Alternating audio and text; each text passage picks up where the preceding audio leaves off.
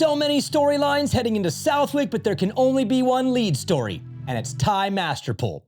If I was to tell you that a 450 privateer got the call to fill in on a factory 250 race team with a legendary history, that would be a cool story. What if the fill-in rider didn't look like a fill-in rider and found himself inside the top 10, knocking on the door of a top 5 or a podium? That would be even cooler. What if that privateer hopped on that factory 250 and won the High Point National, giving that legendary team their 300th race win? That alone is an incredible story. But this story is way deeper and way gnarlier than that, and in my opinion, when you look at some of the biggest stories in sports history, not just moto, there's not many that match up to the Ty Masterpool story that started 14 years ago. I'll begin with this. We all love motocross for many different reasons. The sport is a violent symphony, it's poetry in motion and downright brutal. And we love it because of the adrenaline dump that comes from the risk and the danger of doing it. That feeling you get when you learn to ride, when you do a big jump for the first time, race your first supercross, or when you're on the fence at a pro national and the gate drops and 40 dudes fly into the first corner. That feeling, that rush, is risk. But with that risk comes real consequences. Femurs, ACLs, collarbones, and shoulders. The body takes a beating, but sometimes it can be worse than broken bones. The sport can also be fatal. Fast forward to 2010. Imagine you're 8 years old and you lose your big brother. Not from sickness, not from a car accident, not from a dramatic event outside the sport you love. Instead, it happened doing the sport you love. Doing the sport that you and your family love. How would it feel after to ride a motorcycle again or even sit on one? How would it feel for the parents knowing you have 2 younger boys who eventually would want to continue doing this? Well, that 8-year-old boy was Ty Masterpool. Jesse Masterpool was an amateur phenom, a star, one of the best in his young generation that included Adam Cincerulo, Aaron Plessinger, Justin Hill, and Cooper Webb, who all became 250 champs and then some. Jesse was one of them. He passed away after a crash at the Lake Whitney Amateur National at 14 years old, and it was a shock to the industry, especially the amateur pits. We've had riders, young and old, have fatal accidents in this sport, but not a kid at the highest level during a race at the highest level. And again, it was devastating to everyone. This is where the Ty Masterpool story begins. 3 years later, Ty shows up to Loretta's and wins the 65 7-11 class against Joe Shimoda and Nate Thrasher. Right there, you could end the story, and it's a movie.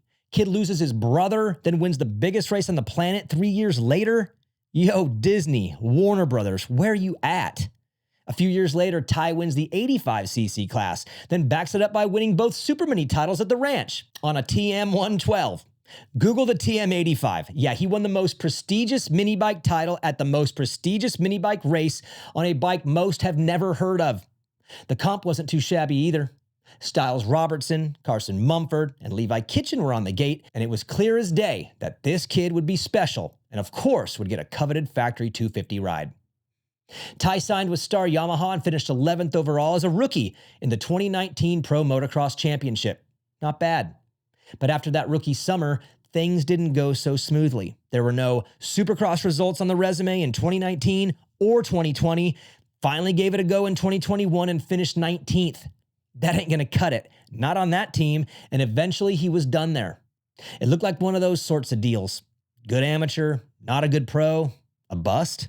And maybe the Ty Masterpool story should have just ended at Loretta's on the Super Mini. But no, he kept going, and in 2022 and 2023, I have to imagine life was a blur. He rode for the AEO KTM team, then was on his own, then was on Bar X Suzuki. And I remember at this time saying publicly, why doesn't he go race the GPs? Race somewhere where they don't do Supercross, bro, and you could get back to being you, locking that wrist and shredding. Why didn't it happen? I don't know. Did they want to go, but nobody gave him a chance? Did someone over there want him, but he wasn't interested? I don't know, and maybe I'm overreacting here, but Ty could have been the next Zach Osborne, who went overseas and made a career for himself, then came back and maybe become a multi-time 250 and 450 champion.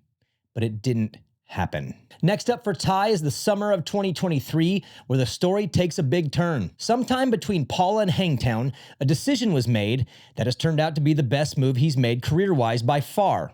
That week, in between rounds, the Masterpool switched to the 450 class. A great move for a privateer, no longer chasing around factory engines that you cannot compete with outdoors, and now the pressure was on him as a rider to break through and reintroduce himself to the sport on a bike that's a little more even.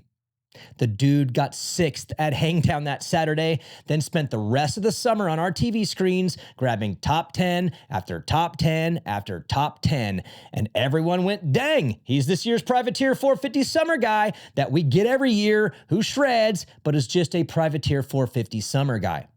Great summer. 7th in points.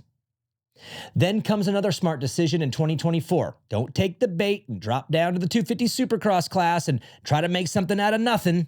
Stay on that 450 and just get in there and learn. Battle with Kyle Chisholm, Kevin Morans, and Cade Clayson and that group, which he did.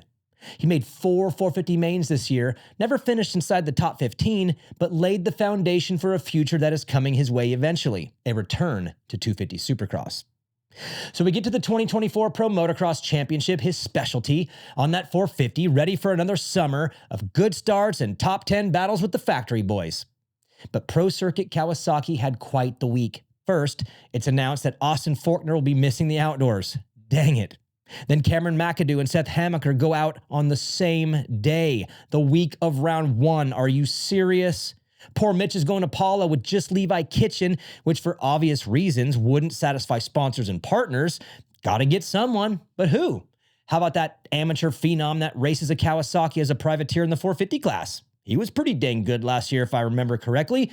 Yeah, that might work. Give him a call. Ty gets on the bike the day before the race, emotional, excited, anxious, all wrapped into one. Then started 19th in Moto 1, crashed halfway through, and fought back to 24th. Ouch. And uh-oh. Was this the right guy? I mean, he's fast, but everyone is. Is he worthy of that spot on PC? Then he throws together a solid 5 moto run with scores of 10, 6, 11, 8, 10. Solid for a fill-in, but not special. But underneath the surface, you could see things were coming around a bit. And with a good start at High Point, top 5, maybe a podium, but a moto win. But not an overall, not against the Deegs. This is where the script writers really pour it on. Ty leads Moto 1 at High Point, battles to the checkered flag with the points leader, but comes up 2.6 seconds short. Man, still a great ride, but a win would have been unreal. Moto 2, he gets back to the front, falls while leading, gets the lead back, loses it again to the summer breakout star Chance Hymas, grabs it back and takes off running. A Moto win and a 2-1 overall in sight. But here comes danger. Shoulder spikes out, danger zone engaged, savage animal dropping 2 10s, and he's coming. The dramatic music starts playing. Everything in slow motion. The last 30 seconds of that moto had to be insane inside that mind of his. 14 years later, after losing your big bro doing the sport that you both love, overcome that heartbreak to become an amateur stud and champ, get a factory ride, turn pro, and flop. Battle through some weird years, get forgotten about, turn 450 privateer guy, and force your name back into relevance. Get a ride with the legendary PC team, string together a couple weekends of meh, but here we go. 30 seconds to close this down. And he does it. Tell me a better story than that. You know, a good movie draws you in with the action but steals your heart with the story. Rocky, Rudy, Remember the Titans, all incredible sports stories, told to perfection, line by line, scene by scene, executed in a way to capture your attention and never let it go. The Ty Masterpool story smokes those, and it just happened right here in our little sport of motocross. I know sometimes I say silly things and can over-dramatize a situation. I can't help it. I'm passionate. But if this story doesn't turn into a feature-length film, I'm going to flip a table. What do you say, Producer Joe? Should we start writing? Thanks for watching, and I'll see you next week.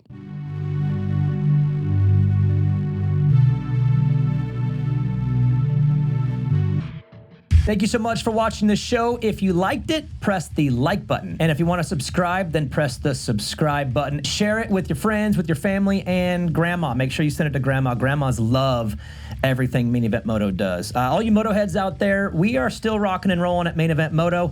You can go to patreon.com/Main Event Moto. We do 2 shows a week now, and both of them are live streamed. Patreon.com/Main Event Moto, and we will catch you on the next show.